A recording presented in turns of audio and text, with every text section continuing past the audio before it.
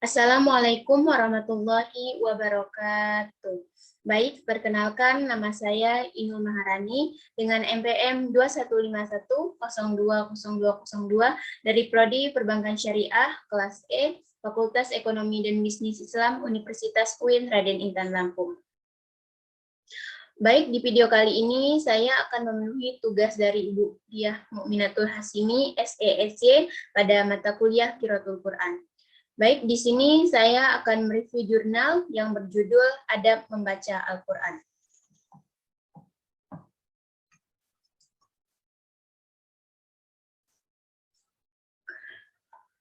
Baik, membaca Al-Quran adalah suatu pengamalan bernilai ibadah kepada Allah.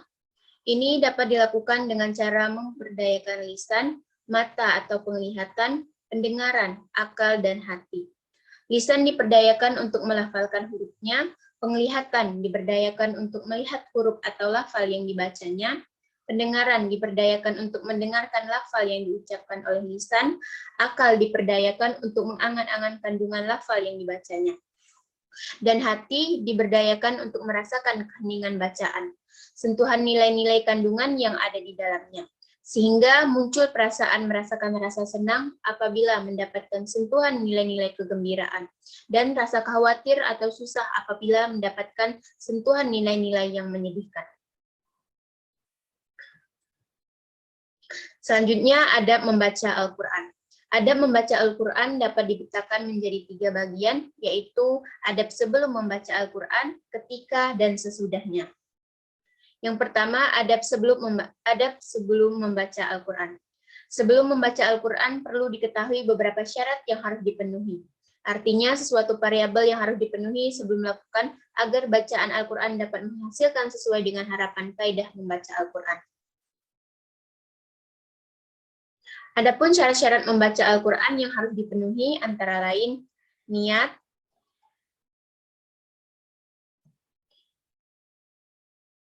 yang selanjutnya suci dari hadas kecil dan besar, selanjutnya menghadap kiblat, yang keempat menutup aurat, selanjutnya pakaian bersih dan suci, selanjutnya tempat yang tidak najis, dan membaca ta'awuz.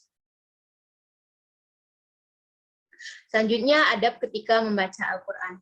Adab ketika membaca Al-Quran seharusnya memenuhi beberapa hal. Yang pertama, membaca dengan tartil. Tartil artinya bagus. Membaca Al-Quran dengan tartil artinya melafalkan huruf-huruf Al-Quran dengan jelas, bunyi hurufnya, panjang dan pendeknya, ibtidah dan waqofnya, gunnah dan sukunnya yang sesuai dengan pedoman ilmu tajwid. Yang B, memperindah bacaan.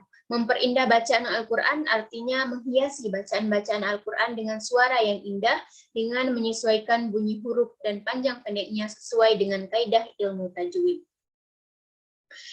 Yang C, membaca Al-Quran dengan suara yang keras. Artinya mengeraskan bacaan Al-Quran, artinya melafalkan huruf-huruf dari ayat-ayat Al-Quran dengan suara yang lantang, tidak ada suara yang samar atau ragu-ragu bagi yang membacanya, sehingga dapat didengarkan dengan jelas. Yang D, mengingat isi bacaan Al-Quran. Yang dimaksud mengingat bacaan Al-Quran adalah ketika seorang membaca Al-Quran, keadaan mengingat isi bacaan yang terkandung di dalamnya. Isi kandungan bacaan itu meliputi akidah, akhlak, hukum, dan hikmah-hikmah, serta nilai-nilai pendidikan yang ada di dalamnya. Yang E, menghayati bacaan Al-Quran. Menghayati bacaan Al-Quran artinya memperhatikan dengan mengkonsentrasikan pikiran pada bacaan itu ketika membacanya. Yang E, menangis ketika membaca Al-Quran. Menangis ketika mendengar bacaan Al-Quran dengan mencucurkan air mata akibat dari bacaan yang menyentuh jiwanya. Allah berfirman yang artinya, dan apabila mereka mendengarkan apa yang diturunkan kepada Rasul Muhammad, kamu lihat mata mereka mencucurkan air mata.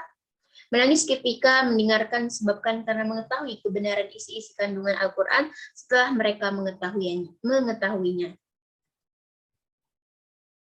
Yang ketiga, adab sudah membaca Al-Quran.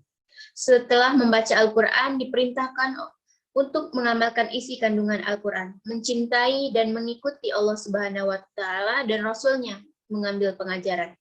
A. Berpegang teguh pada Al-Quran. Berpegang teguh pada Al-Quran maksudnya menjadikan Al-Quran sebagai dasar pemikiran. Artinya merumuskan permasalahan dan pemecahan didasari dengan nilai-nilai yang ada dalam nas Al-Quran. Yang B. Mengamalkan isi kandungan Al-Quran. Mengamalkan isi kandungan Al-Quran maksudnya memperdayakan anggota badan lisan untuk membacanya, mata untuk melihat hurufnya, telinga untuk mendengar bacaannya, akal untuk merekayasa pikiran dalam mengambil pengajaran, pikiran digunakan untuk mengambil pengajaran, dan hati digunakan untuk merasakan kandungan pengajaran yang ada di dalamnya. Yang C. Mencintai Allah dan Rasul-Nya. Maksudnya adalah adanya perasaan yang cenderung mentaati perintah Allah yang tercantum dalam Al-Quran dan perintah Rasul yang tercantum dalam Al-Hadis. Yang D. Meneladani akhlak Rasul sesuai dengan Al-Quran. Meneladani akhlak Rasul dengan cara mencontoh terhadap perilaku Rasul dari segi perkataan dan sikap terhadap Allah dan sesama manusia dalam kehidupan sehari-hari. Yang terakhir, muhasabah. Muhasabah artinya merenungkan diri dari amalan-amalan yang telah lalu dengan cara mengangan-angan dengan pikiran dan perasaan untuk memikirkan diri, merasakan perilaku ketika dilakukan suatu amalan tertentu. Muhasabah dapat mengingatkan pembaca Al-Quran mengenai kebenaran, kesalahan bacaan yang telah dilakukan. Apabila bacaannya sudah benar, perlu diperhatikan, dan apabila terdapat kekeliruan bacaannya, dapat dibetulkan pada waktu berikutnya. Baik, demikian review jurnal tentang adab membaca Al-Quran. Lebih dan kurang saya memohon maaf, dan kepada Allah saya memohon ampun, dan saya akhiri, wabillahi taufiq wal hidayah. Wassalamualaikum warahmatullahi wabarakatuh.